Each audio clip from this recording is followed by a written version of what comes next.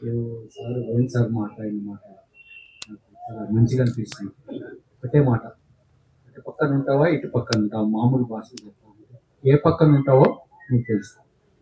చాలామంది లీడర్ని పాలకులు భుజం ఇచ్చేయగానే పార్టీని మారిపోతున్నారు.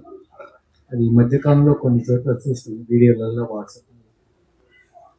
ఒక మాట ఇక్కడ సమస్య అది కాదు, కానీ నేను ఒక మాట అంబేద్కర్ గారి గురించి చెప్తాను. మనుషుల్ని బానిసలుగా చేసి చాలా మంది చక్రవర్తులు అయ్యారు, కానీ బానిసల్ని మనిషిగా చేసి చక్రవర్తి అయిన వాడు ఒకే ఒక్కడు, అంబేద్కర్.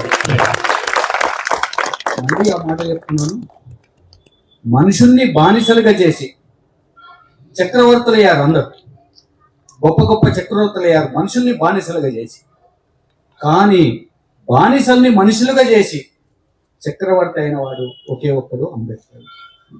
మనకు చరిత్రలో చాలా పోరాటాలు జరిగినాయి. భారత స్వాతంత్ర పోరాటం రకరకాల విప్లవోద్యమాలు కాయించి రకరకాల జాతీయ ఉద్యమాలు జరిగినాయి, రకరకాల కుల ఉద్యమాలు జరిగినాయి, వర్గ ఉద్యమాలు జరిగినాయి. కానీ స్వాతంత్రం వచ్చిన తర్వాత మనకు ఒకటి ఆదర్శం ఏంటంటే అంబేద్కర్ గారు ఈ దేశానికి అందించిన రాజ్యాంగ వ్యవస్థ. అవునన్నా కాదన్నా దానికి బద్దులై అందరూ ఉండాల్సిందే.